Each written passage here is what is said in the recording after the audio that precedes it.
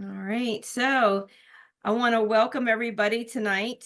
Um, my name's Patty Schramm. I'm the Parent Resource Trainer Coordinator for SALT Talks.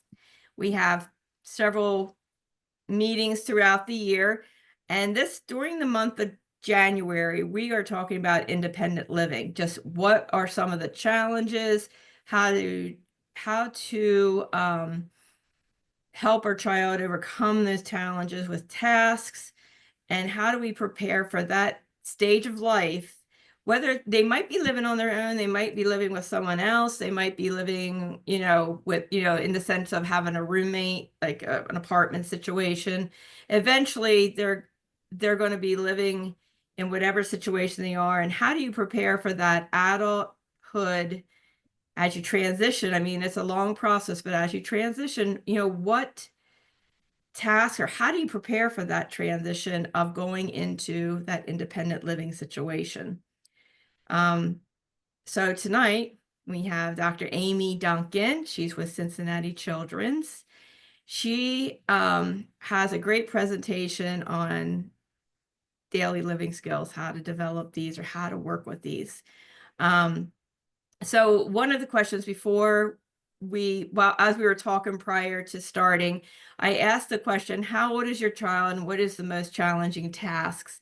And I asked, different ones to put them in the chat. If you are a parent, you can still put it in the chat. If you are a staff, maybe someone you've worked with, some of the challenging tasks. So with that, I'm going to turn it over to Amie and let her introduce herself and go ahead and questions. You said, Amie, it was okay if they type in the chat, we'll just address the questions as we go. Yeah, All I right. think that's fine. Absolutely. All So right. Thank you. I'll turn it over to you then. Thank you. thank you, Maddie. I appreciate it. Mhm. Well, I'm excited to be here with all of you tonight. Let me just, a hard time doing two things at once sometimes. So let me get my screen shared and then I can chat with you all. Yeah, I'm always excited to do this talk. I will say that daily living skills is really like my primary sort of clinical interest. So I'm a clinical psychologist at Cincinnati Children's. I've been there for the last 15 years. And really what I am most interested in and what my clinical work, but also the research that I do that I'll just share with you all a little bit because it's relevant, I promise. I am really have been working on figuring out how do we facilitate a positive outcome for autistic adolescents after they graduate from high school. And so I've done lots of assessment and lots of treatment, and I'm going to talk to you a little bit about, all that goes into kind of thinking through how do you target daily living skills to prepare for adulthood. And what I always say is while most of my clinical and research is really around autistic individuals, you know, daily living skills affects everyone. And so the things that we're going to be talking about today, you could do with, neurotypical individuals or anyone who's neurodivergent or has an intellectual disability might just look a little bit different. It's obviously got to be individualized for that person, the skill you're working on, their strengths and challenges, how they learn best. And so, I'll talk a lot about all of these different pieces today. And my goal is that hopefully by the end, you would really have an idea of if you're thinking about a skill you want to tackle, some thoughts about, what you might want to do and some strategies or evidence-based practices that could help you really work on that skill with that individual. Okay. Um,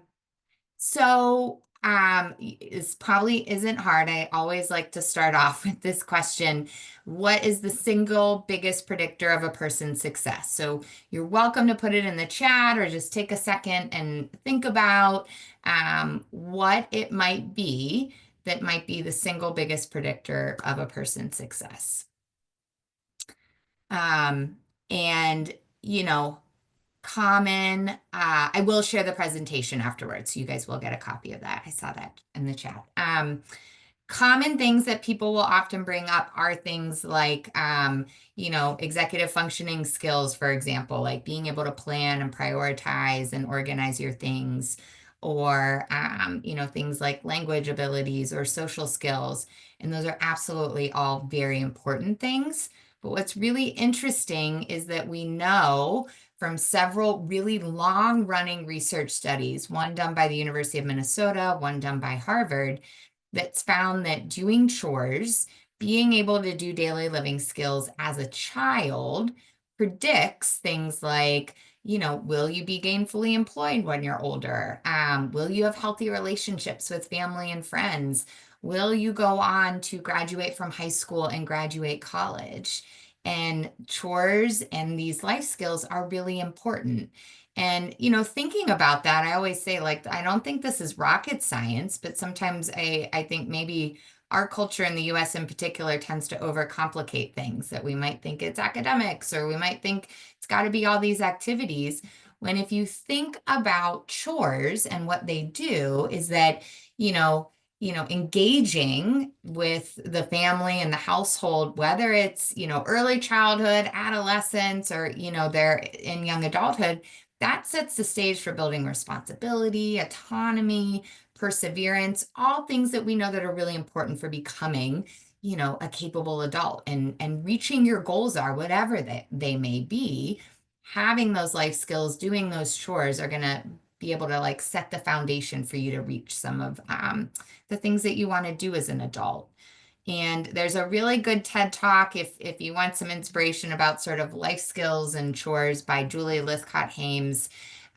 She wrote a book called How to Raise an Adult. It's an excellent book, and just kind of talks through the importance of this, and in a way how our, and this is a soapbox I won't go too far down, but especially in the US as our culture, we've kind of gotten away from emphasizing a lot of these skills, that, home ec has gone away, and,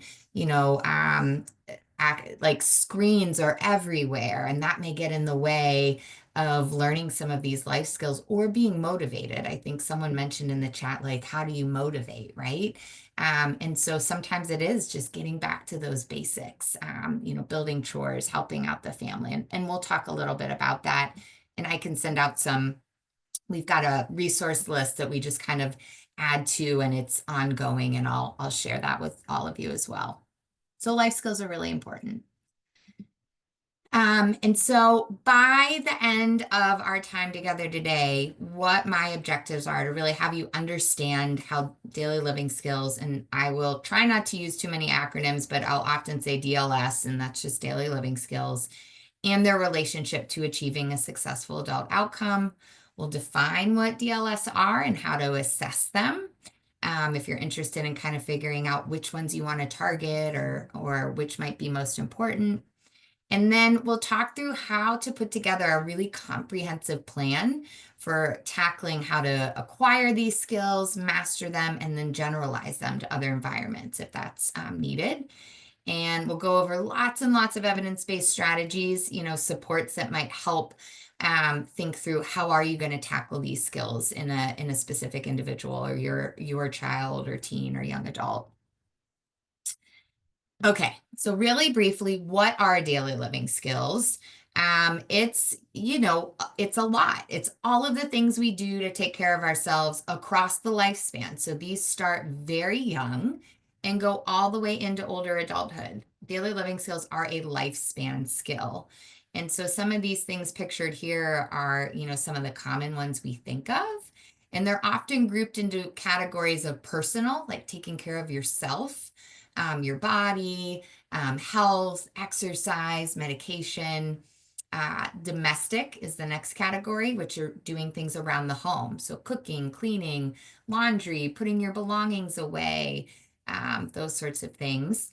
And then community. And community can encompass, obviously getting around your community, running errands, transportation, whether that's public transportation or Uber or driving, whatever that might be, but also things like time management, budgeting, money management, those sorts of things.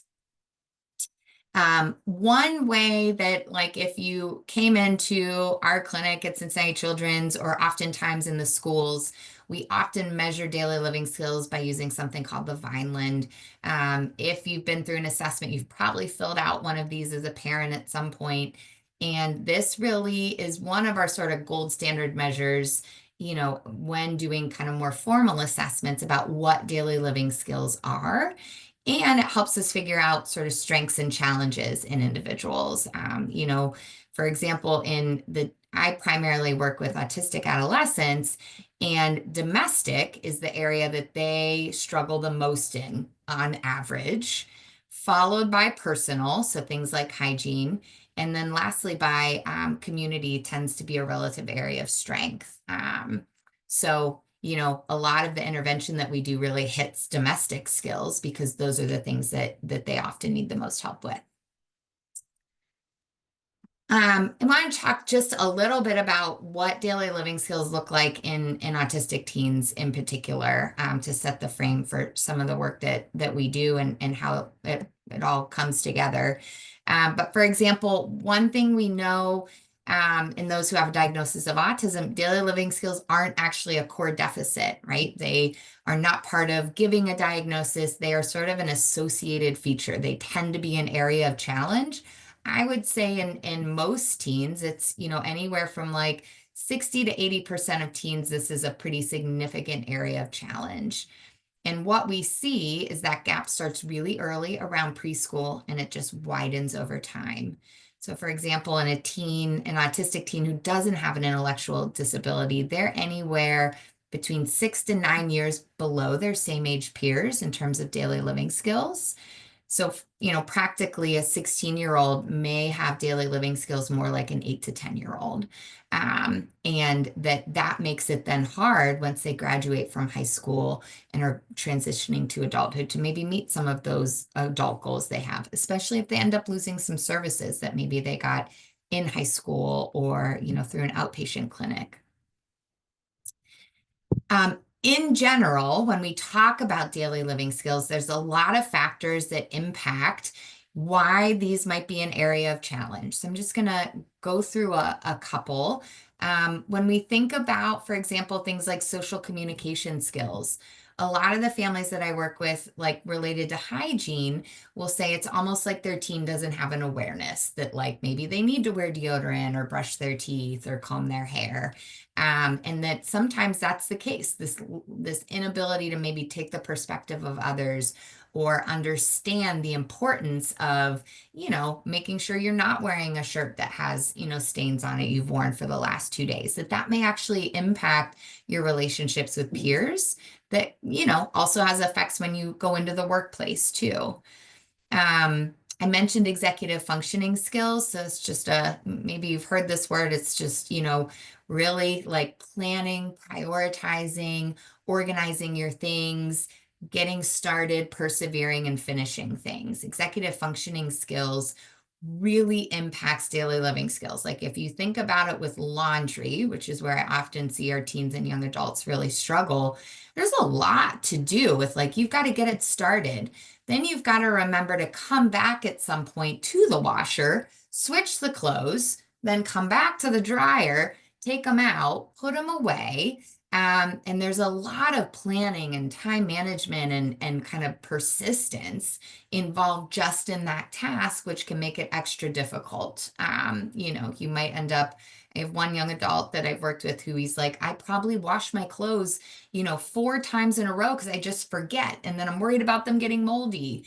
And, it's troubleshooting. Okay, how do we get around that? How do we help you remember to do that? And we'll talk through those strategies. Things like sensory issues are one we encounter a lot, especially around hygiene.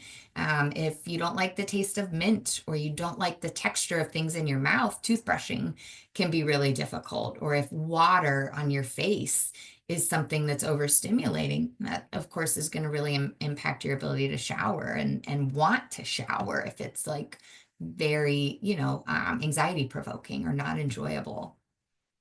Some other things that we often tackle are, and what I will say is I think this is not just in, neurodivergent individuals and their families. It's like across the board is our expectations around independence have really shifted over the last 15 to 20 years. And so some of that is really setting the stage for, what could they be doing and how do we get them there? And sometimes raising the bar and having that conversation, what that might look like at school or at home.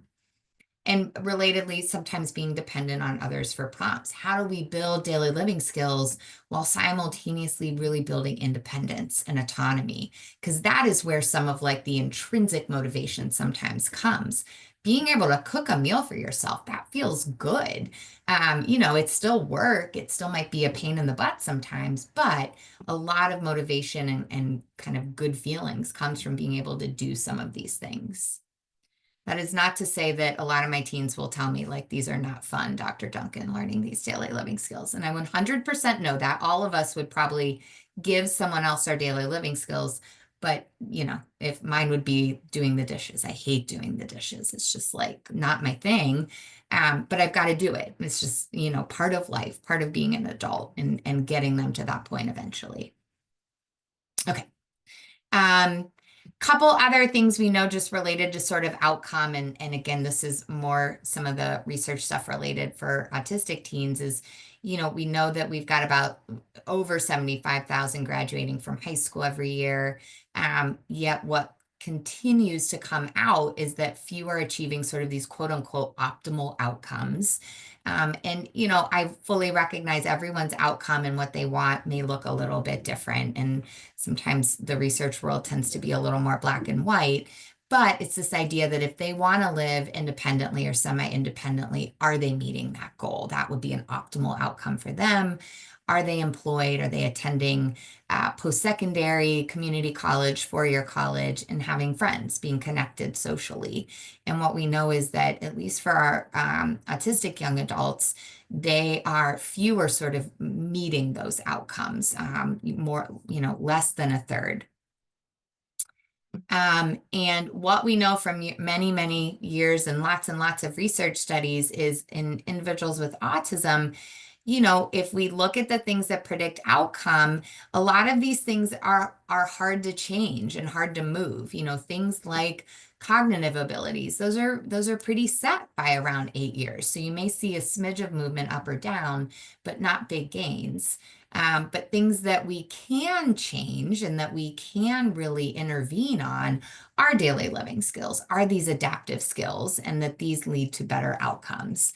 And what we know and what I started with is that, these life skills are really linked to better outcomes for just about everybody, that this really sets the foundation for meeting your goals in adulthood.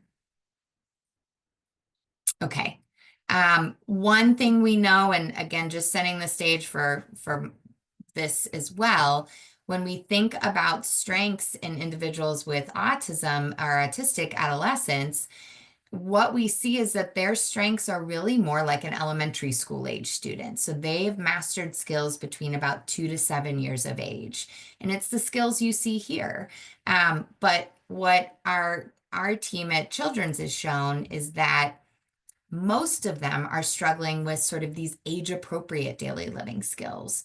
Not necessarily expecting them to be able to, do things like basic budgeting completely independently, but starting to understand what that looks like and kind of chipping away at what are expenses. If you wanted to do something like plan a birthday party for yourself, what is the budget? How do you stay on budget? What do you need to take into account? And these areas, these things on here are really challenging and areas that we want them to have some exposure to learn, to practice in adolescence, so that when they are transitioning from high school or transitioning to, living independently or semi-independently, these are not the things that get in the way of them succeeding. We want these to be things that help them feel autonomous and independent and help them meet their long-term goals in adulthood. But that can take some work, which we'll talk about here shortly. And so the thing I want to mention briefly, and this is, I'll share some resources from this intervention. Our team at Children's has developed, it's called the Surviving and Thriving in the Real World intervention. And there, we've been developing this intervention for about 12 years. This is the only evidence-based intervention that tackles daily living skills in autistic teens. And what we're working on now that we've sort of established that is we think this is really generalizable to other populations too. So individuals who have an intellectual disability, older individuals, young adults, and younger individuals in middle school. So that's sort of where our team is moving. But a lot of what I'm talking about today comes from these years of work that we've really gotten in the weeds on, how do we teach these skills with individuals and families in a way that makes sense, that they feel like they can do, um, and can be successful with. So I'll talk a little bit about that. Um, what our website, and I'll put that on at the end, is just strw.org if you ever want to check it out. And what we do is we systematically target a couple of different skills, a lot of domestic skills, cooking, cleaning the bedroom, doing laundry. We also do community skills. So we talk about grocery shopping, and then we move into spending and saving and budgeting. And also do a little bit of personal hygiene. And the way that we do that is helping the teen develop either a morning routine, which involves a lot of hygiene and sort of self-care skills, and or a nighttime routine. So that, those are things you can kind of get into a rhythm of doing. And then you just do it, right? Like a lot of us probably have our set things we do in the morning as we're getting ready for work or getting ready to get the kids out the door or whatnot. And you don't even think about it. It becomes automatic. And our goal is to get teens to that point too, that doing these things becomes automatic. We use a lot of evidence-based strategies, a lot of behavioral strategies. I will say the interesting thing over the last 5 years, I think COVID pushed a lot of us there. Lots of technology, not necessarily being not on the phone, but more things like the smart speaker, like the Alexa smart speaker. So we'll talk through that. That's kind of been a bit of a game changer for a lot of our teens. Our intervention that we do is all via telehealth, which I think is, again, COVID pushed us there. We used to do everything in the clinic at Children's and have families come down. And now this is a lot easier and feasible for families that they can stay in their home and do it just like all of you are right now. But we also get to work with them and their teen in their home. So what's really fun is we are cooking, recipes on the stovetop in their kitchen. So we've got a therapist who's set up on Zoom and kind of going through, how to teach that skill, coaching the caregiver. But also this is a lot easier for generalization. What we find is that families are much more likely to say, okay, we did that. We just cooked scrambled eggs. We can find time maybe later in the week or next week to do that again. And so the teen starts to build that skill and become independent and autonomous. But the parent is also seeing some nice success as well, and learns what strategies work and don't work for their teen. In terms of key treatment ingredients that we use, we primarily use a contract. So I know, a lot of families will say, oh, we used something like this before with toilet training or maybe like a homework system at school or whatnot. And we find that this works really well for a couple of reasons. That, as I said, daily living skills aren't naturally motivating for most teens. There are some that are just like, want to do this.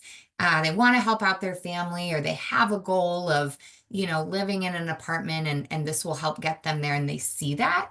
But for a lot of teens, they need to actually have some extrinsic, some external reward to do this. And so we talk with families like for setting the expectation and then what might a reward be. And this doesn't have to be something over the top. We want it to be something that's manageable for the family, also motivating for the teen. And sometimes it's really thinking through, are there things we can give them a choice on? Like a lot of families talk to us like, oh, well, we get, takeout once or twice a week. Maybe he gets to choose what we get, right? And so it's something they're already doing, but now the teen gets a little bit of choice, and that may be highly motivating for teens. And we've seen that. And this is an example of a contract like after 14 weeks of intervention. Our intervention's 14 weeks long. It is time intensive, but we know that that's necessary to really work on these sets of skills. Let's see. Okay.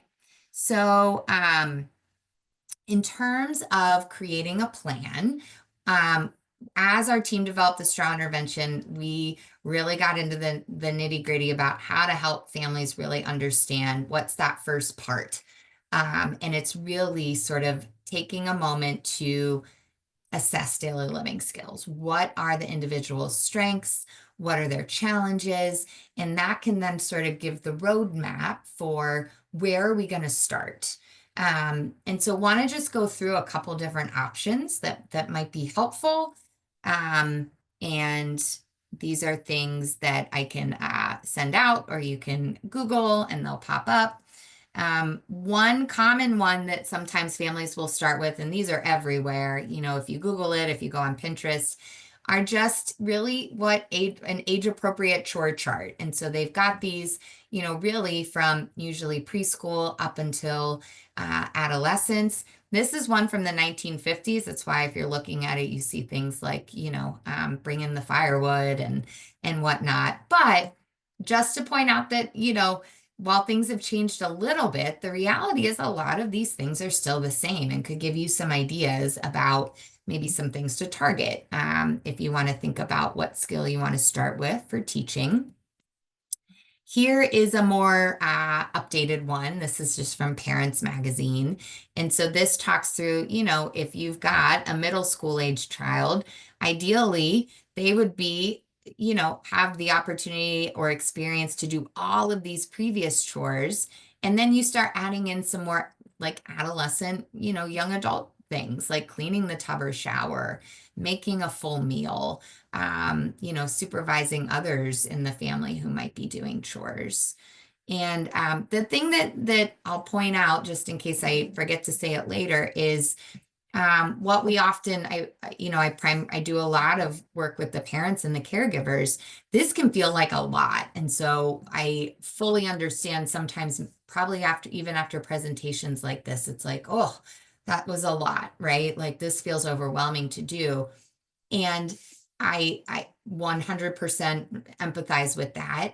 The thing that I will say, and that we slowly work on over the course of our intervention with families, is like, these are things that you are doing on an often daily, weekly, monthly basis. And then, so as you're doing that, it's how do you pull the child, teen, young adult in to help with doing the laundry, to help with preparing dinner, because then it doesn't feel like such an enormous task to start working on these things. So I think as you're thinking about sort of what skills to work on, it's also what are things that might be low-hanging fruit to kind of work on. And oftentimes it's dinner. It's, can practice knife skills if you're chopping up vegetables for taco night or for stir fry or whatever it might be, or putting things in and out of the oven, turning on the gas stove top, and you're there to kind of supervise that safety piece if that's of a concern or something that the teen or young adult is concerned with. So all of that to say, I think something as you're assessing, kind of keep that in the back of your mind. This is a book. I love this book. It's available at most libraries. And it is, when she says it's comprehensive, it is comprehensive. So I just forewarn you, this might be a little bit small, but she has created a list of, in all of these different areas, things that, individuals can be doing. One thing I will say, I think some of these things, like this is her 11 to 12-year-old chapter, there are some things that might actually, you could push off, I think, until a little bit later in adolescence. So things like stopping a leaky faucet or identifying an underground utility line, right? Like that seems more advanced. However, and when I've given this talk in the past, I have one of my oldest, like this is his jam. Like if I wish I was a handier person because he is very interested in all of these things. And so I know that about him. Like he's very motivated to fix things around the house. I broke something in my car today and he stayed in after we got home from school and was, fixed it. And I came back in and it was fixed. Like he loves that. Whereas I don't. And my other two children, that's not something they're as interested in. So sometimes even looking at these lists, it's like, oh, okay, well, like, so this would be something they might be more intrinsically motivated to do. Often it's cooking. And so getting the individual in the kitchen can be a biggie. But this is a helpful list to start with. Um, I also really like this checklist. This is from the College Living Experience, which is a college transition, college support program. It's throughout the United States and I think even in Canada. But they've got this nice checklist on their website that you can download. You can also order it from their website too, and it's like sort of like a daily calendar kind of thing. But what is great about it is these are some of the things that they've really found that when they have students come to the program, these are the skills that they really need work on. And so this is why they've created this tool. And so one big one, which is, it's always fun to see it like map on with the things we're doing with our teens, is a morning routine. And a lot of families will say this is one of the biggest pressure points in their house from waking up to getting out the door. And it's because there's a lot to do. And so getting independent in one's morning routine decreases stress for everybody, but can also kind of free up some time for the family as the teen or young adult becomes more independent. They've got a morning routine list, thinking about time and organization, some skills to build in that area, which is sort of daily living skills and executive functioning, household upkeep, um, and then, oops, sorry. And yes, household upkeep. So they've got a couple other areas. So if that's a tool that you might find helpful, their website's really informative. Um, the milestones, autism resources has also put together a really nice adult planning checklist. This is a little bit newer. And so you might not have seen this. And it is also just kind of a nice comprehensive checklist of things to maybe be thinking about or things to start working on slowly and have available. So it can be a really nice starting point. And then there's another one that's been around for a really long time. I think schools maybe tend to use this, even though it says parents of teenagers survival checklist. But it's also very detailed, right? And so, I mean, you'll see here it's, understanding how to do different kinds of measurement, and getting into some of these higher level sort of home maintenance things like, painting a room or painting trim, replacing light bulbs. How do you get a key made? These sorts of things. I've shown you this. This would be if you came into, a clinic or even asked the schools, they could do a more formal assessment. This is an assessment that only the parent or caregiver fills out or the teacher, but often for life skills, because so many things happen at home, the parent caregiver is often the best person to fill it out. The other thing, sorry, before I move on, there is also an assessment that has a component sort of teen young adult, which is what we tend to use in our research studies and in our clinic, because what's really beneficial, and again, going back to this piece about motivation and buy-in to work on these things, we tend to have caregivers rate what their teen strengths and challenges are, have the teen do it, and then we kind of talk about it together and say, well, teen, you mentioned these are things that you feel like are hard for you in the house. And actually your parent agrees, what do you think? Like of those skills, which one might you want to work on? And sometimes it's just how you frame the conversation as opposed to saying, we're going to start teaching you how to do laundry. We're way past time. This is something you should be doing. Instead, saying, hey, what are some areas that are hard? Oh, yeah, I agree. Those are all things we could work on. Which one do you want to start with just giving that level of choice and autonomy can go a really long way, as it does for all of us. If we have a choice, we're more likely to be bought in and motivated because it's not us being told what to do or, forced. Um, the other thing I think is sometimes it can be helpful is just thinking about if you've got a teen or young adult, like what are their goals when they're looking towards adulthood? And that can be another way to build buy-in. If they, want to go to college and live in a dorm, if they want to live semi-independently, if they want to do these things out in the community, what are the skills that might, be necessary or be essential? And that may be the place to start. And so we'll often talk with teens. We've got a teen I was working with last semester. He's going to college and going to live away from home next year, but has never woken himself up before, right? Is very dependent on mom. Mom prompts him a lot. And so talking through like how do we start working on that? Because we've got to get you independent. Mom can't be in the dorm with you. So how do we do that? Right. And it's been 18 years where you haven't done that, right? So it's going to take some time. We're going to have to do some troubleshooting, but we'll get there. And he was very bought in because he saw it. It's like, oh gosh, like this is the time to work on it as opposed to sleeping through classes and having to deal with the consequences of that. So sometimes when there's that sort of carrot, that can be really helpful too. Okay. Okay. So creating a plan.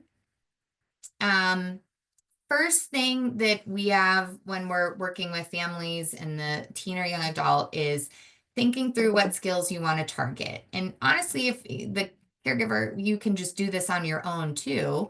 But I think asking these questions and jotting some things down, maybe sitting on it and coming back to it after you observe the teen, over a couple days can be helpful. But things like, is there a skill that would make everyone's life easier? The teen's life, the, siblings' lives, the whole family's lives. And as I mentioned, something like getting out the door in the morning is often the one that our caregivers bring up is a big source. So we often start with, okay, let's look at the things involved in getting up from getting out the door and maybe start there. You can think about what might be easiest to target. So are there things that maybe the individual has pieces of it mastered or, is almost independent that would be easy to maybe just start with and have some success and kind of slowly fade back any prompts or support. We've talked a little bit about motivation. What skills is your teen interested in learning or working on? Sometimes it's just asking this question, like, what would you want to do to become more independent? Or, what's something that might be fun for you? But then also thinking through what are potential obstacles. And so this can be a range of things, but some things to think about, especially from the caregiver perspective, is just like time. Some of these things take time and you have to be consistent. And if you're going to teach laundry, it's really making sure you've got the devoted time to help the individual do their laundry and eventually fade back support. So is that the best one if that's not where it is? Also things like energy and motivation to work on that skill. If like I'm not the cook in our family, like my husband does that. And so cooking in the kitchen is actually not my favorite thing to do. So if I have someone who's interested, depending on what it is, I might be motivated, but it's my husband who tends to be, pulling them in to work on cutting up vegetables or, helping to clean up the kitchen or set the table, those sorts of things. So thinking through those obstacles. And then also thinking about what might be the hardest skills. You don't want to usually start with those. If there's something that, is really hard or your teen's really dependent on you for, you might not want to start with that one. Sometimes it's nice to have a little bit of success and then move forward. Okay, so I want to just go through sort of a quick case example. Um, Been working with a lot of teens over the last 6 months. So this is sort of a compilation, if you will, of a few different patients so that I don't give anything away. But we do this when we start our intervention we do it with the teen, we do it with their caregiver, and they're sitting together at a table and their therapist is working with them. And we talk through, what skills are going to have the largest impact. Without a doubt, these morning homework rhythm, after school rhythm, and nighttime rhythm tend to be the ones that both caregivers and teens can to some degree agree on that this is a pressure point. So that's one that tends to have a large impact. The other one that a lot of times will be brought up and there tends to be some motivation around is, could we teach the teen how to cook dinner for the family once a week? And could that be a goal that we slowly start chipping away, that they're going to be able to make tacos, or they're going to be able to make, skyline dip is a popular one that we're often doing. So that's one that can have a big impact. Laundry from start to finish, just the teen's own laundry to start with, right? So we're not doing towels and sheets or other family members' laundry, just their own. That can have a big impact. And then adding their own items to the grocery list. So that's sometimes an easy one to start with, and teens are often motivated because, we'll set it up by saying, okay, like, here's the grocery list, here's how we do it in our family, which everyone does it really differently.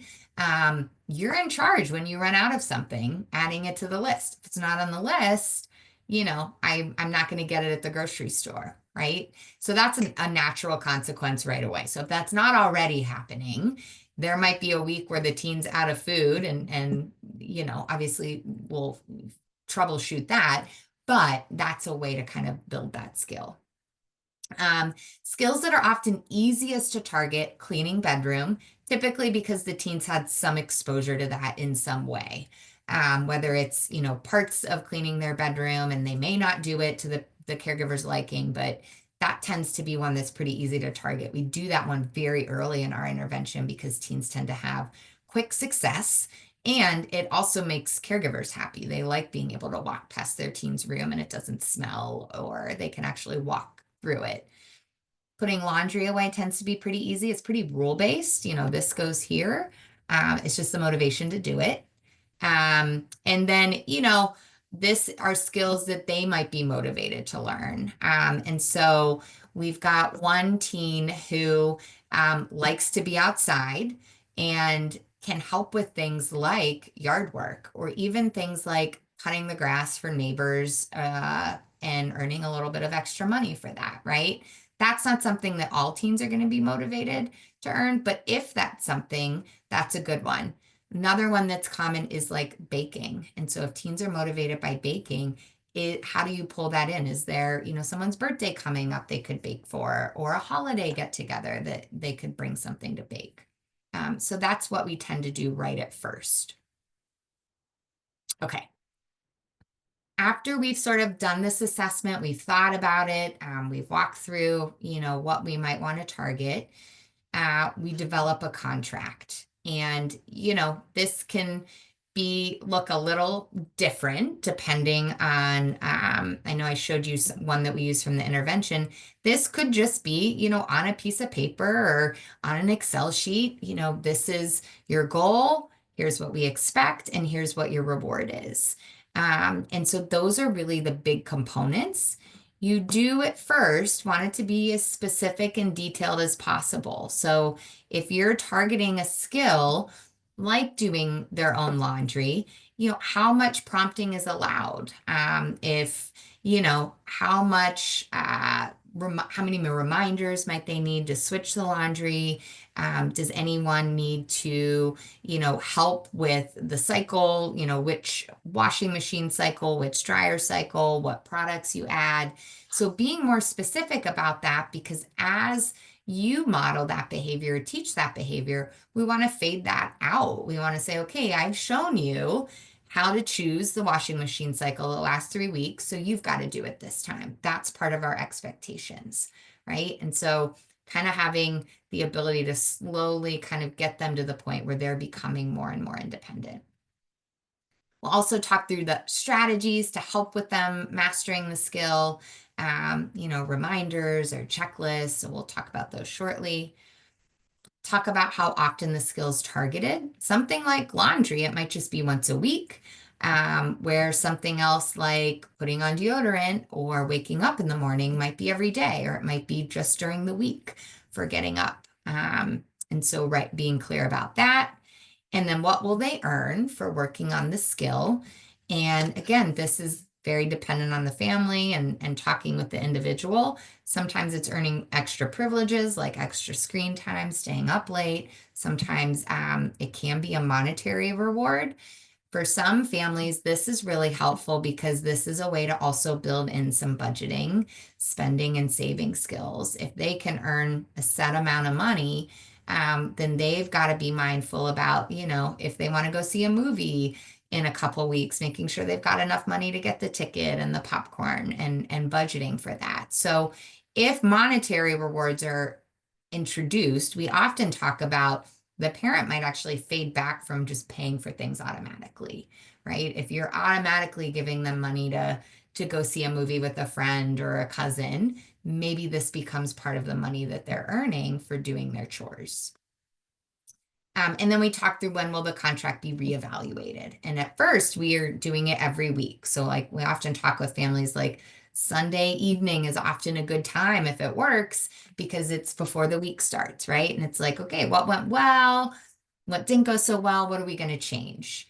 And sometimes it's helpful for caregivers to have like an accountability partner, whether that's a partner that lives in the home or a friend or someone, else who's maybe trying to do the same thing to kind of check in and talk about that. And our straw intervention that we do, we've got that kind of built in. And that's probably one of families' favorite pieces of that there's this level of accountability to help you get the system up and going. And then you feel much more capable of doing it.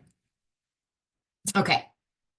So going back to sort of that case example of our 16-year-old, when we looked at what skills that we were targeting, by the end of that intervention, about 14 weeks, he had daily skills, weekly skills, and then some sort of extra skills as needed. And the extra skills were things that the family started writing down, like, and just keeping track of, like if light bulbs needed changed, he would go do that. But that, only happened sometimes, or if the leaves needed raked in the fall, things like that. But daily skills were the rhythms, right? So morning rhythm, what does that look like? Eventually, we added in just really starting homework by a certain time and unloading the lunchbox, putting the water bottle in the sink, things like that. And then nighttime rhythm as well, which most of our teens shower in the evening. And so it's nice to set that rhythm to build that showering in. The weekly skills were things like cleaning room, doing unload of laundry, helping with cooking dinner, trying to get to that point of cooking on their own. And then things around the house like taking the trash to the curb, learning how to clean the bathroom, especially if the teens got kind of a main bathroom that they use. And the strategies that we used the contract. So we laid all of these things out. And so this is what that might look like, right? So this is pretty specific in terms of expectations, as you'll see. And we lay out what this might look like. So this was, 6 of the goals that the teen ended up working on throughout. And we use our rhythm checklists. And so what those are, it's just coming up with what do you need to do in the nighttime? And here's a checklist. And you can physically check it off as you're learning, but eventually and pretty quickly, usually within 2 to 3 weeks, it becomes automatic that, they may still use the checklist to just make sure they got everything, but it becomes very rhythmic, as that name suggests. So, and then obviously we put in some rewards in. So a lot of our teens, this is an area we have to evaluate pretty regularly. So things might be motivating, for a couple weeks and then they're not. And so then it's just kind of talking about that with the teen, like, gosh, it doesn't sound like, you've really been into renting a movie on the weekend or choosing what we watch over movie night. Is there something else you'd want to do? And kind of helping them think through that. And this is good for just adulting because the reality is, all of us have motivations that change. And so this kind of also goes through the process of helping teens do that. Okay, here's what a rhythm checklist might look like. So for a morning rhythm, here are the things that might be on there. And what I will say is for some of our teens, it often looks like this. Others, we will often have, a list of 20 things that they need, brush teeth, do hair. That is its own line.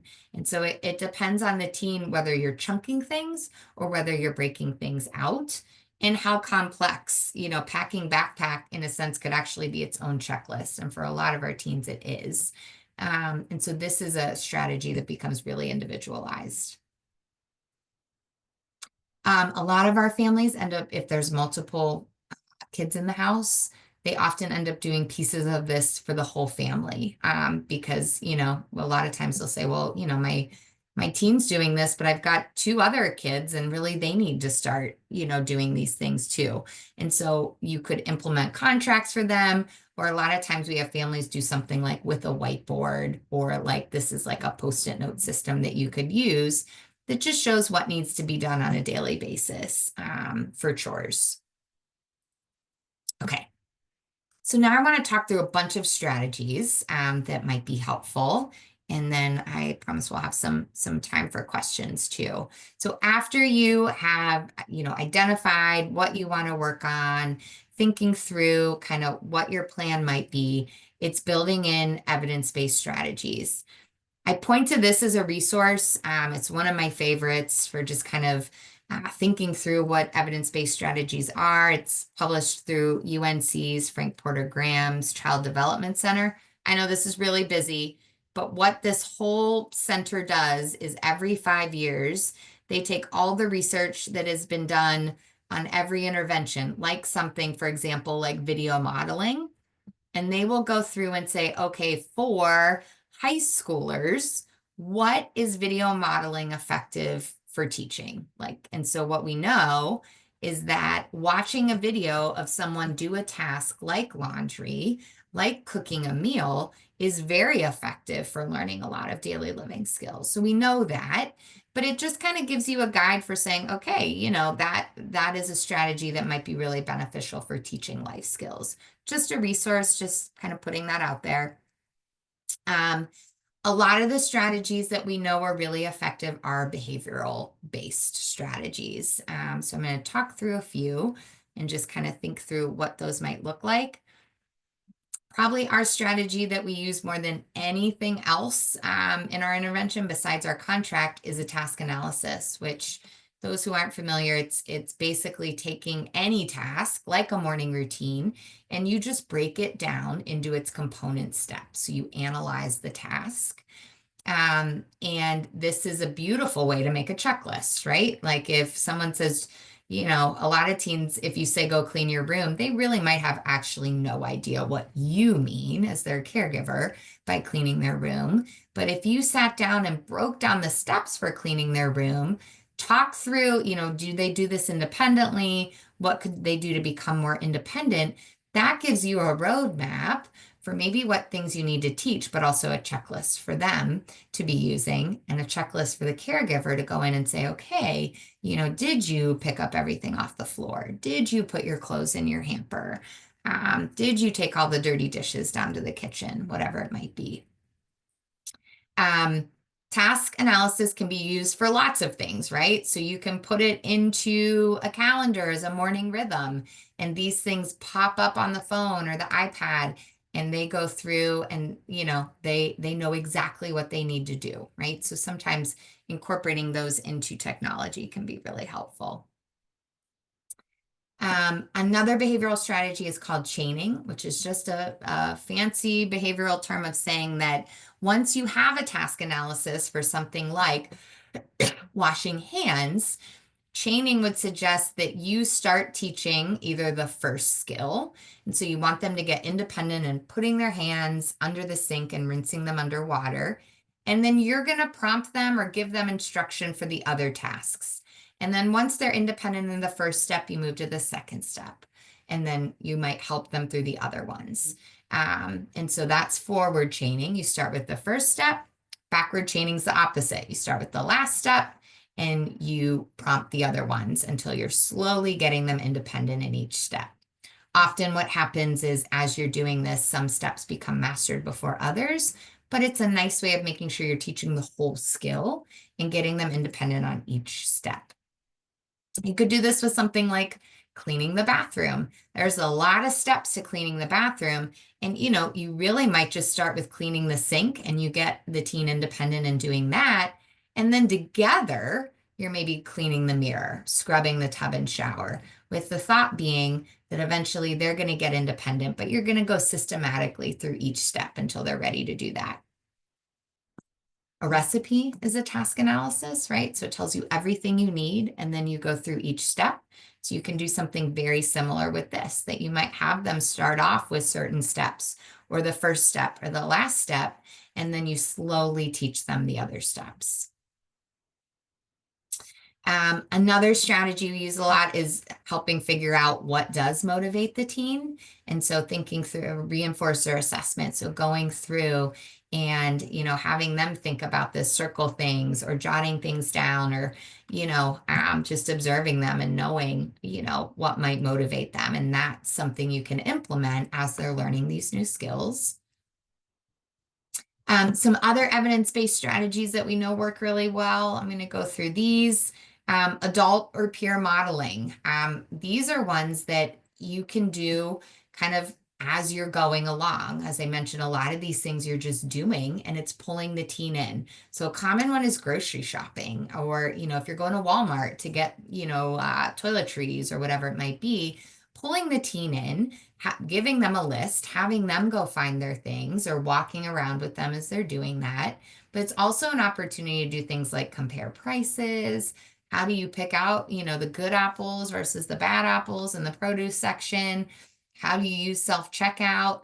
All of these things can be really helpful, just in-person modeling in the moment. And just kind of remembering to do that. How to, go to the post office and buy stamps. That's one we've done recently that it was like, oh, we've never done this before. Like, well, I'm going to walk you through how to do it, and then you do it independently. Video modeling, gosh, there's videos for everything. You just have to screen them first. But things like laundry and cooking is probably the video models we use the most, because there's so many good, like All Recipes is a great website that usually has the recipe and a video and, kind of the instructions. And so that can be really helpful, as well as something like WikiHow, which often has a video, but always has things like a visual and then verbal instructions. And so a lot of our teens really like this, because you can really WikiHow anything. How do you, fold your clothes? How do you cook the perfect scrambled egg? That kind of thing. Apps. So my quick disclaimer about apps is that a lot of teens have so many notifications popping up on their phone that sometimes adding in something like an app that's specific to daily living skills or reminders may actually not be effective. And so sometimes it's like taking a second and seeing, is this going to be something that they respond to? And we find a lot of our teens and our young adults too really almost prefer like a whiteboard or, a smart speaker reminder like the Amazon Alexa to use. So, apps can be great, but I think it sometimes they may not have as much effectiveness as you might think, just because even though their teen might have their phone with them all the time, they might kind of become desensitized to all the things popping up at them. Google Calendar is great. I know this looks busy, but what's really nice is you can have like a chore calendar that's maybe in a different color, and it pops up again if it works for them after school. Reminder to start your laundry on Wednesdays after school, because maybe that's the best way to do it if mom works late or whatnot. Or reminder to, start dinner, things like that. Reminder to, take a shower tonight if it's every other night. So that can be helpful. And then, as I mentioned, smart speakers, we use these a lot for alarms because it's easy. If you just put the clothes in the washing machine, to walk by one of these and say, Alexa, set a timer for 50 minutes. And then it'll go off, and it can go off throughout the entire house. If maybe the teen has one in their room, if they're upstairs and the washer and dryer in the basement or first floor, whatever it might be, really helpful. You can also set up reminders like on a weekly basis or a daily basis for certain times. So a really effective strategy, and you can do everything by your phone or verbally with the Alexa. Hidden curriculum is a great strategy. Folks are familiar with this. Basically, what the hidden curriculum does is it takes things that are, quote unquote, gray, like something like personal hygiene, and tries to make it black and white as much as possible. And something like hygiene, which is also, very gray for other reasons, depending on, kind of family preference or race and culture. So being mindful of that. But things like in the US, being mindful that especially if you're going to school or going to a job, changing your clothes every day, wearing deodorant, these tend to be norms that are valued in our culture. And so sometimes setting rules here that are really clear can sort of set the stage for teens. And then want to put a plug in for naturalistic opportunities. I think once you start thinking about daily living skills, and obviously I think about them a lot, and I try to practice what I'm talking about in my own day-to-day life, it's pulling them in, even if it's getting a little bit of exposure to something whenever you can. I think money is one that we have seen is really overwhelming for our families and teens once they start working with us, that maybe, let's say, the most of our teens have had very little exposure unless they've had some sort of job, babysitting or something like that. And so it's pulling them in, like showing them the cell phone bill and what it looks like, even if it gets paid automatically, or showing them your checking account, and that as soon as you bought groceries, it comes out of your account, right? That because money is so abstract these days that I think it's really hard to wrap your head around. And so that, I think, is a really nice way to pull in, if at all possible. But things like also medical appointments, getting refills, checking in, giving insurance information, filling out forms, not just doing it for them, kind of letting them take a stab at it, and then you help as much as you can. And then, I just flash this back again. The contract, really our goal for this is, the contract is a strategy, but it pulls in lots of strategies. It pulls in technology, task analysis, chaining, reward systems, all of those things, and kind of puts it all in one place to make it manageable. Because what we've really seen is most individuals, I don't think it's just teens and young adults, have a couple strategies that work really well for them. And so once you figure out what those are, it's using them again and again and again. And that's okay. As long as they continue to learn and be motivated, you've just kind of found the secret sauce and what helps them build these skills. Okay. Really quick, sorry, last step is, like I said, reevaluate the contract regularly. You may need to change rewards. You will be adding in new skills as they master things. And what really happens, I feel like caregivers don't always believe me when we talk about this at the beginning. They will master these daily living skills. It will become automatic, and they will not require rewards to do everything, right? And it's the same with, like, I always liken it back to like toilet training. A lot of times we are rewarding kids for using the potty, right? Or trying. And most of them get to the point, right, that they're not needing that M&M or that sticker anymore. And daily living skills, in the same way, we fade back those rewards, and we add new things in as they're ready and capable of taking it on. Some obstacles and barriers that often come up. So I think it's just something to be aware of on the part of both parent caregivers, but also kids and teens and young adults. Parents, sometimes it's knowing when to step back and maybe let go. Like, a lot of parents will tell me, like, I just can't handle when his drawers don't close. And it's like, well, but wouldn't you just rather have him put his laundry away? Like, maybe that's our goal right now. And in 2 years, we can maybe address the fact that like it doesn't close perfectly, but like you don't have to do it anymore. He's doing it. That's the point. So some of it is like letting go and expectations. Um, and then, like I mentioned before, it's making sure you've got the time, and that might impact what skill you start with. And then prioritizing other skills. And, I think there's so much like so much to work on, right? And so it's not about saying you only prioritize daily living skills, but how do we pull it in a little bit? What's a way to do that? And some of those natural opportunities that I mentioned sometimes are the place to start. Because you can just kind of teach as you go, teach in the moment while you're doing things. For teens, some of these things we've talked about, things like sensory issues and aversions, especially around hygiene, especially around cooking, but also things like touching wet clothing. So being mindful of that and thinking through a workaround. OTs our occupational therapists are great to help with this. If it's something that's like really impairing or getting in the way of learning the skill. The teens' time. So, they do need to do some time devoted to chores, but figuring out like what's that sweet spot and maybe slowly building it up. Their interest and motivation. And then there's often some anxieties around things like getting hurt, safety, the stove. But also what we find is sometimes working on these skills brings up some anxieties around growing up, failing, not feeling like they're going to be able to be independent. And so those absolutely arise sometimes and may need a different kind of intervention or just source of support. Okay. So hopefully these take-home messages are really clear. And that you would have a good plan to tackle these skills that are so critical. Couple quick things.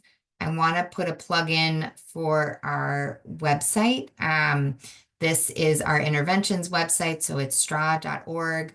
We have a parents section that has some of the resources and strategies that I talked about today. So if you go to that part of the website, you'll see that. We've got a contact form if you're interested in learning more. We sometimes have some trainings for therapists, but also parents who want to hear more about this intervention.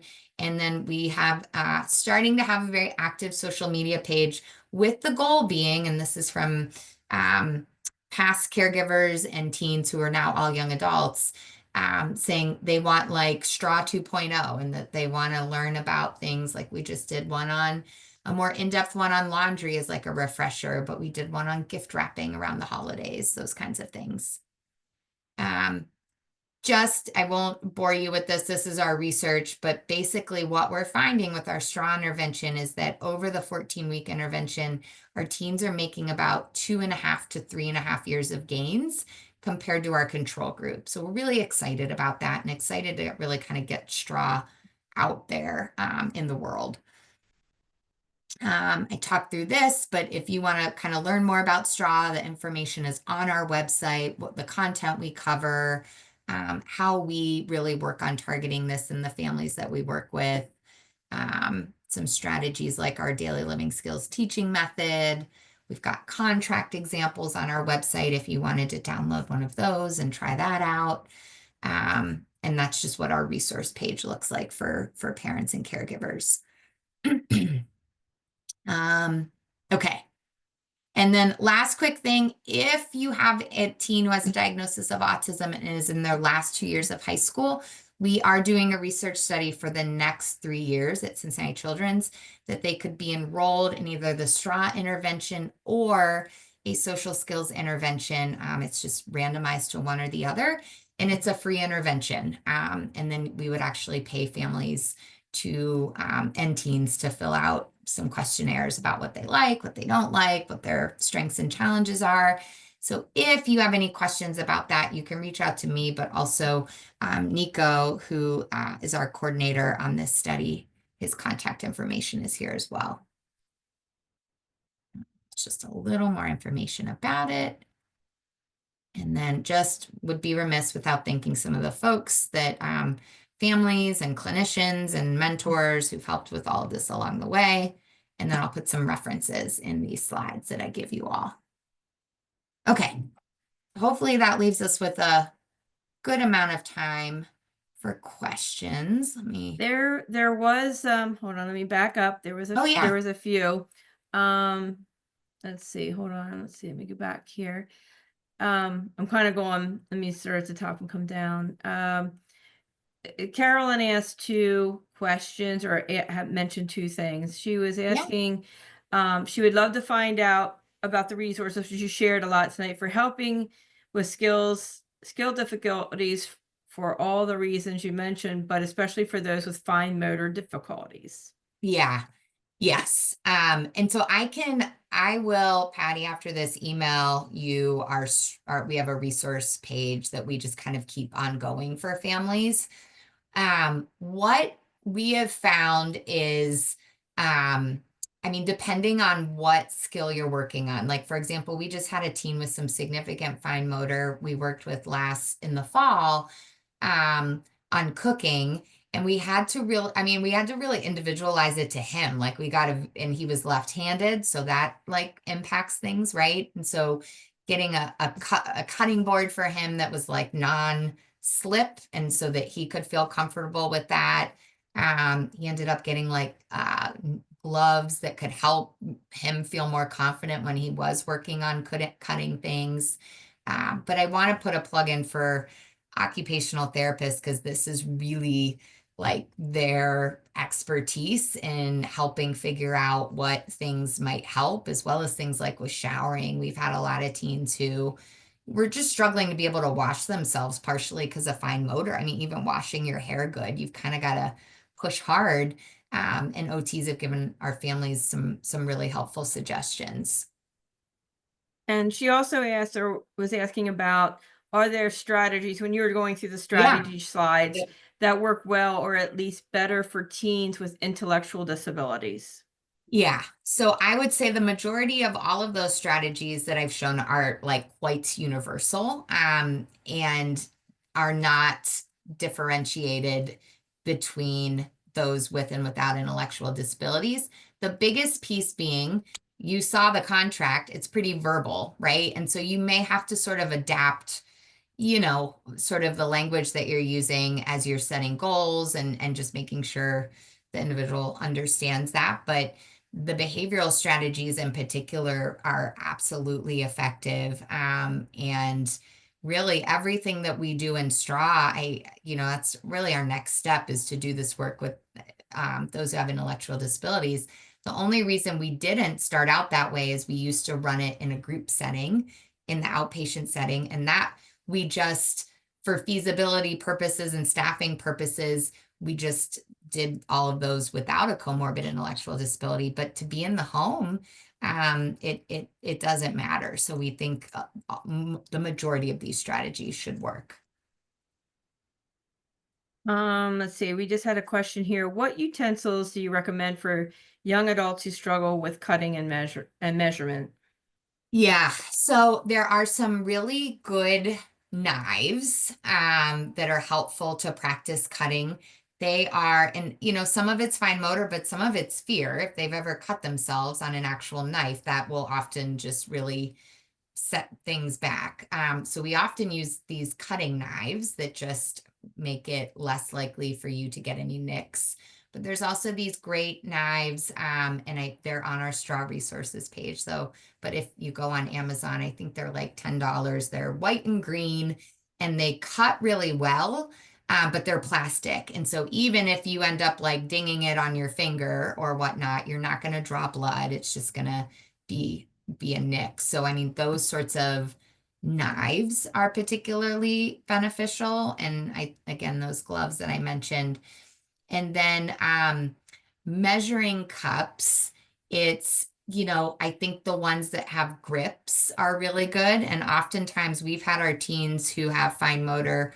I mean, for measuring things that, are a fourth of a cup and above, they tend to like the big kind of plastic one that you could kind of hold, and, you know, not using the smaller ones.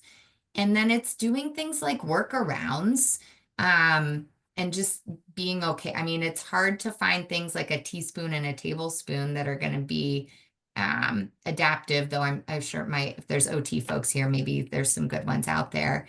but just, thinking through if it's hard to kind of hold that, how do you make it so maybe you're doing it over the sink? And if you pour a little out, it's not a big deal. We just want things to be really functional. So sometimes it's really like some trial and error. And I also think sometimes it's helpful to bring in someone else. Like a lot of our caregivers will say, honestly, I've just known him my whole life, and having a therapist here saying, "Hey, have you ever tried this to crack an egg? Like this might be a better way to do it," goes a long way, as well as finding sort of any, adaptive strategies as well or tools. Let's see here. There's another. What efficient and Oh, fast yep. cooking appliances do you recommend in the kitchen? Yeah, air fryers, Um, toasters, etc. Yeah. Air fryers, I think, are outpacing we have a lot of teens who don't want anything to do with the microwave and are all in on air fryers. So we actually um like are very flexible. And that's, I think, another piece to build motivation, right? If there's so many things you don't actually need to use an oven for example, you can use an air fryer for a lot of things. And so those tend to be just fun. The other ones that our teens really like is like a blender, if they don't have a lot of experience with that, making a smoothie, making a milkshake, things like that is like a quick and easy breakfast. And it's also, again, like building autonomy in the morning. If they can come down and make that breakfast, that's one less thing mom or dad are doing or whomever. Um, and then we do have a lot of teens who like the George Foreman smaller grills as opposed to using something that's bigger. And some teens who actually like to use the full-blown grill. Like again, I think it's like very family dependent. If that's something that the family likes to do, is grill outside, then it's, teaching them that skill too. Wonderful. All great ideas. Amie, can you put your email or contact Yeah. for Yes. whoever's on here that they as a you know I'm guilty that as I leave a meeting Yep. I think of all these questions or something. Oh, why didn't I ask that? So Yes. yeah, so it's Yes. always No. helpful. So and feel free to email if there's any questions about anything or you want any handouts or additional resources, happy to help. So Well, thank you very much. We have a few minutes and I want to close the recording in case anybody wants to just talk and not type. Because I understand that part too. So just thank you again for presenting on these living skills as we look at this independent living process. So yeah, one no second while I problem. close the recording, and thank you again.